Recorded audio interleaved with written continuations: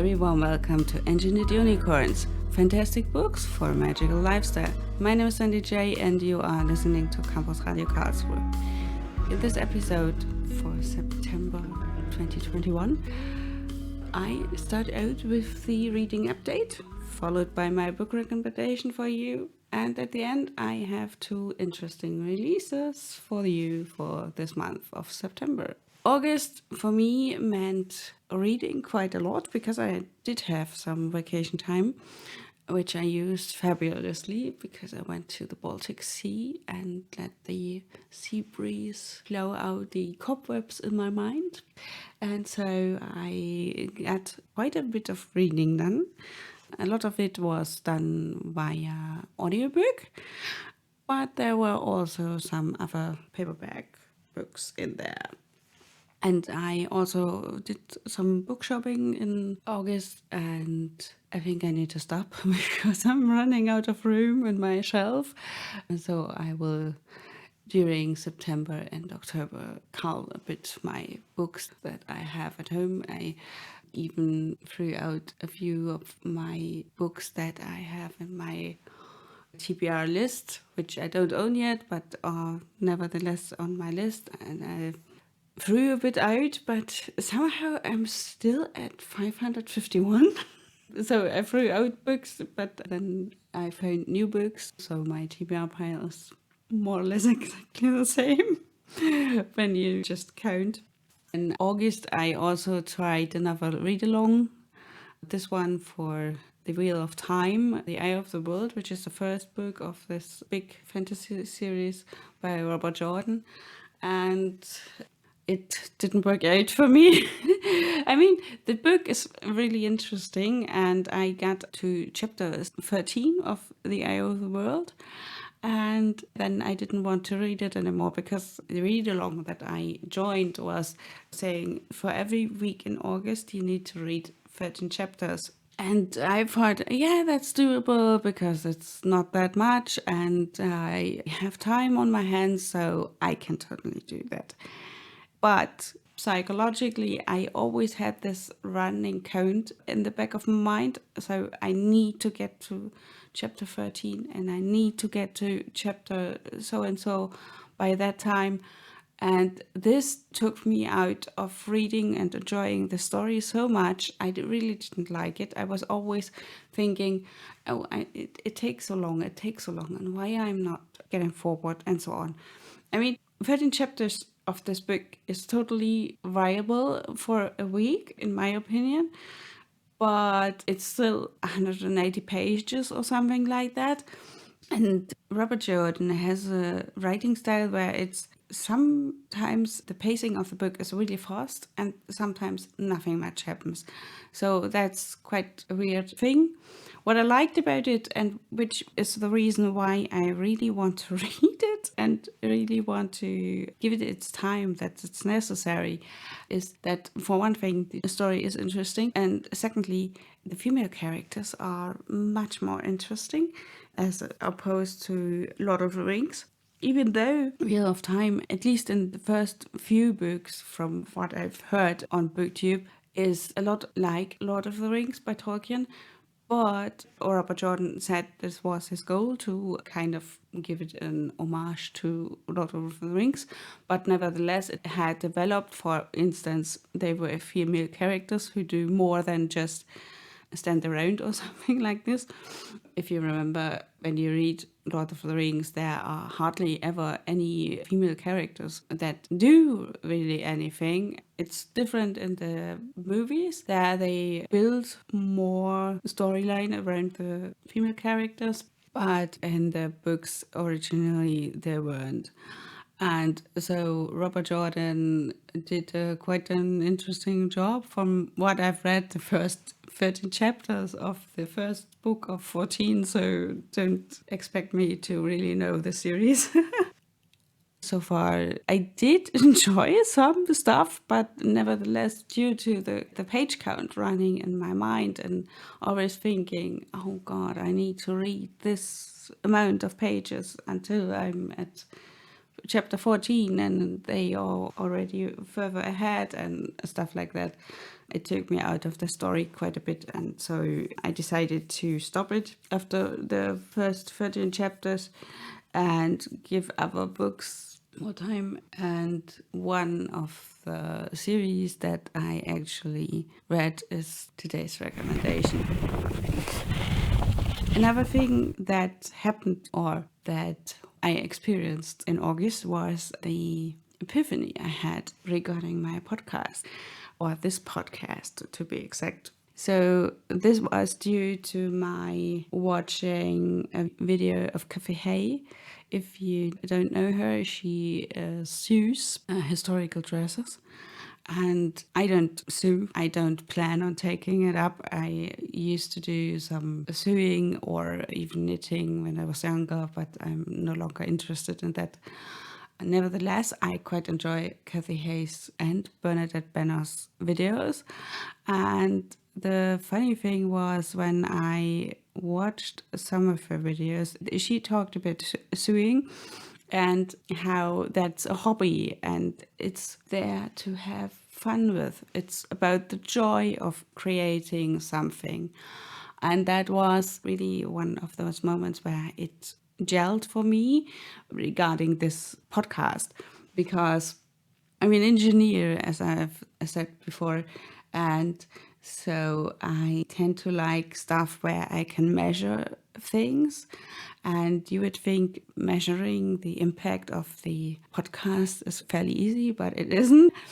So I was a bit unsure how to proceed, and I discussed it with my editor-in-chief, and I was a bit apprehensive regarding this podcast, and I tend to overthink stuff quite a bit, and so I wasn't sure how to further this podcast and this video, and some other videos of Bernadette Benner also reminded me that reading fantasy books and this podcast is for the sheer joy of reading and enjoying those books and stories and the fun of it. And it's not about me having to push through 100 books a year or something like this. So I won't pressure myself anymore. And this podcast is a podcast that's about the fun of reading fantasy books and enjoying them and enjoying different worlds, magical worlds that are naturally different from our day-to-day life and our day-to-day thing. So it's also about escapism, and that's perfectly fine in my opinion. So I won't overload this podcast anymore. There was a time when I was really thinking that I needed to be more academic, especially when I watched some videos of AP Canavan, a critical dragon. He's at YouTube, and Philip Chase, he's also at YouTube. I will link them in the show notes. And they are both literature academics, and AP Canavan even did his thesis on fantasy literature. And so it's naturally that he can totally take the stuff apart and have a completely different point of view than what I have regarding fantasy or science fiction. And I really enjoy their videos. Especially there was a video recently which is called "Is Fantasy Literature Errand?" And they talked about it because there was a writer, Salman Rushdie, if you have heard of him, and he writes what is termed magical realism, which is more to the literary fiction side and less fantasy literature. They do discuss this very, very well, so I will link the video too. But the thing is that when it comes to fantasy literature or genre literature, the general public or even academics tend to look down upon it and say it's sheer escapism, and so they think it's not that much worth. And I disagree, naturally, otherwise I wouldn't read it. And you can discuss themes in fantasy with dragons and unicorns that are gay or something like this. you can totally do that. And what's wrong with escapism? I mean, that's literature. If you read fiction, if you read literary fiction, if you read romance, if you read horror or fantasy, all of it is fiction. So to say one genre is less worthy than the other, even in fantasy, that there are some genres that are, or subgenres that are less worth, is just bollocks. Philip Chase, who's also a professor for medieval English literature, and he says so too. And so he has a video on that topic too, and it's quite interesting to look into it. And they recently also did another video that was also very interesting. I already mentioned Tolkien and Robert Jordan, and there you have a group that goes on a quest. And this quest group and the behaviors of those quest participants have changed in the literature quite a lot. I quite enjoyed this talk about it, because what turns out is that when Tolkien thought of this quest, the participants didn't have set roles that they followed, and everyone was putting their best knowledge and skills forward. It was different. And now, when you have a quest group, everyone puts in their skills, to say, in the basket, or they use it to make things happen, to further the narrative. So in case of Robert Jordan, it's, from what I've seen, they do that, or at least more. And the reason is that there were role-playing games, and if you have a role-playing group that is going further, everyone has certain strengths, and you want to join the battle, and you have your archer who's shooting arrows from the distance. You have the mage, which is full on in the battle with everything, with spells and I don't know what. And then there's people with swords who can fight. And so everyone in this quest group is doing something. And this in turn changed fantasy literature. A.P. Kenneman, who did research this topic, so they did fairly interesting talk about it. So it's quite interesting how fantasy literature was moved and changed through the times, and even now it's changing quite a lot because of online games and fantasy games that people play. So there's quite a lot of fantasy literature that's written just purely for those games, and those books sell, and those books are perfectly valid. Some might be good, some might be bad, but to say that they are less worth is not okay. They're books, they're stories, so why not read them? And so that was quite interesting this month to me, to delve into those topics and to rethink my thoughts on this podcast and on my reading. And when I don't read for work, it's sheer escapism, it's for fun, and it's for joy. And this podcast is for the joy of reading fantasy and lifestyle books and stuff like that. And so I quite like happy endings, and I like the heroine's journey for exactly that reason, because it tends to have a happy ending, and because it tends to have a group of friends or family that work together to solve the issues. So I like this. So that's why I'm also not reading grimdark, and I won't read dystopias, because I don't like that. I don't need this kind of stuff that's making me feel sad or that's too close to the real life. So this is why this podcast is here, to have fun with literature, with fantasy literature especially. I read quite a bit, as I've said before, and one of the books that's also good to start out in fantasy literature, because a friend who I know through my studies, she's asked me, what is a good start? So hi, this is for you. So my book recommendation for this episode is actually a series, and it's very special. It contains dragons, but it's also written like natural history. As a matter of fact, it's called The Memoirs of Lady Trent by Marie Brennan, and it's about dragons, but it's written as a memoir of this dragon researcher, Lady Trent. And the first book, A Natural History of Dragons, was published in 2013. There are so far 5 books in this series, and there's one novel that's not directly part of the series, but it follows the granddaughter of Lady Trent.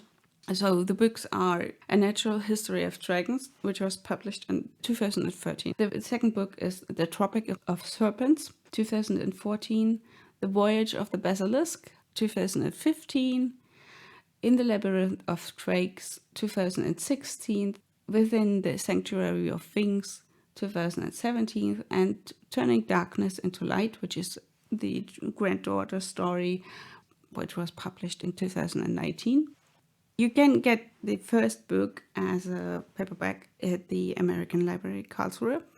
The rest of the series isn't available currently. I read all of those books in audiobook format, and I haven't really finished the last 2 books within the Sanctuary of Wings and the Turning Darkness into Light. I'm still in the middle of them, but the other ones I finished. Marie Brennan is an anthropologist and folklorist who shamelessly pillages her academic fields for material, as is said on her website.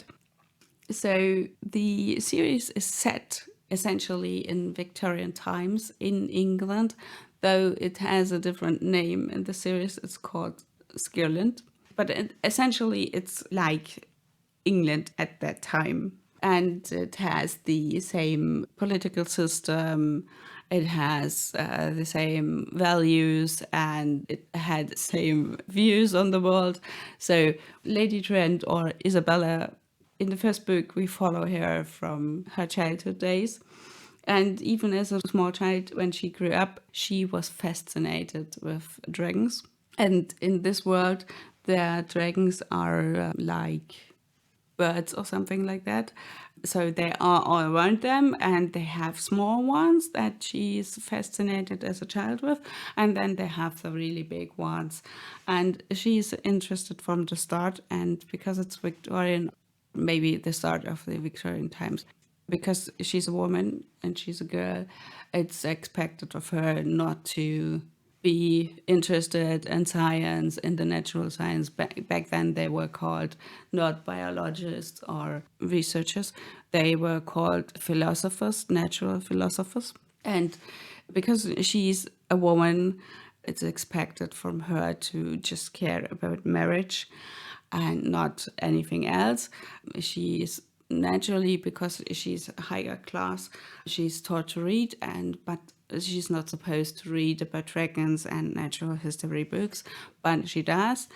And then there's a time when she tries, due to accident, she tries to fall more into this accepted behavior for women, and to care about her appearance and to come out into the society, not as in what we think of coming out today.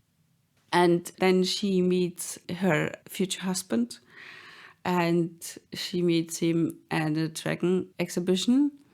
And because the king and the queen, they have a menagerie of dragons, and since she is interested, her brother takes her, and there she meets her future husband. And her future husband is quite a nice guy, so he has not a problem when she wants to read more about dragons, and as a matter of fact, they totally understand each other. He's also interested in the topic, and so the romance ensues. But it's not a romance in the romance thing, it's a memoir, and it's a memoir of a researcher. So you follow her through the books. And because you know that there are several books, and because she's an old lady, when she talks about it, you know, she makes it through and she becomes a natural philosopher, a researcher, and she becomes a person who's well known for those research stuff. But nevertheless, it's quite interesting in so far as to the way women in this field were treated. And some of it is still applicable for women in the sciences or email engineers. I've had those too. The way you are looked upon, the way you have to always think about what you are doing. The weird thing is they always expect you as an engineer to have no feelings and to be completely composed. Somehow this doesn't apply to men in the field. So yeah, there are some things that she describes that are worse in Isabella's time, but that are still not totally out of the system, and that female researchers in every field probably know this behavior from men and peers in the field. So from that point, it's quite interesting. I mean, it's written by someone who lives now and who also is an anthropologist and is a researcher. So she has those experiences too. So naturally, it's also a book of our time. So this is what I really liked about this series, because it's it's very strange in fantasy terms. It's very unusual, but nevertheless it's quite engaging, and I absolutely adored it. And personally, I absolutely adored The Voyage of the Basilisk and the In the Labyrinth of Drakes, which are book 3 and 4 of the series. So far they are my favorites, though Turning Darkness into Light, which follows the granddaughter, is also quite interesting and becomes a favorite currently. We'll see when I finished it. Nevertheless, I think it's a really good storyline, and I think those books are good when you want to start reading fantasy. The dragons are not that much part of the story. They are just creatures to be studied, at least in the first 3 books. The first book really is a natural history of dragons. So we follow mainly this character, and they are going on an expedition, and we follow this storyline. And I highly recommend this series. It's a good start into fantasy if you just want to dip your toes in. It's also, I think, a good book when you want to get more into this whole aesthetic of dark academia. If you don't want to read certain books of that genre, because there's currently quite a craze of the dark academia aesthetic. I have to say I liked it even before. Even though dark academia has its problems, it's very wide and it focuses strongly on Cambridge and Oxford. And this series is perfect in that regard, that it has this vibe of academia and also fantasy. And it's certainly fitting that genre, but it's also quite light, and I think that's good. And if you don't like mysteries, like I don't like mysteries, so the books that dark academia springs from and that are always mentioned, I won't read, because I don't enjoy reading murder mysteries most of the time. So yeah, you can get academia vibes and fantastic vibes and those Victorian era and stuff like that from those books. So if you like this academia aesthetic where you wear a treat and and like tons of books around and study and do stuff like that, this is definitely a good series to start with that one. So it inspired me to also go to antique bookstores. I even bought books word of the wise, check out the authors before you buy the books. And I got old books which have this old book smell.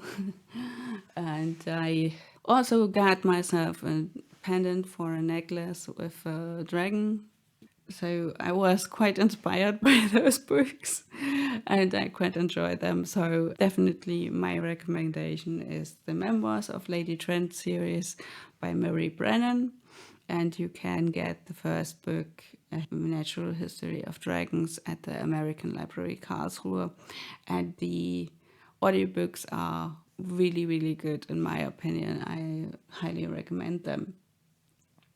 If you want to watch someone who has this aesthetic kind of tone and who is very, very eloquent and, in my opinion, very interesting, then you should watch Bernadette Banner. She also sews and she's quite fun, and so I highly recommend her videos. So this month we have quite a lot of book releases, but because I have more than enough books and because I think we should also use more of the library, I only will talk about 2 books that will be released this month. First one is T.J. Klune Under the Whispering Door, which will be released on September 21st. And T.J. Klune, I've already mentioned him. He is quite a fun author. I enjoy his books. So this is definitely on my want-to-read list. And the black author of this month is Ayana Gray. And her book Beasts of Prey will be released on September 28th. So there are tons more. Just go and look if you want to read more. Yeah, and this concludes this episode. As always, music was by Erwin Schmidt. You can find the books and the video links in the show notes on our website at Campusradio Karlsruhe or in your podcast app. My name is SandyJ. You are listening to Campus Radio Karlsruhe. See you soon.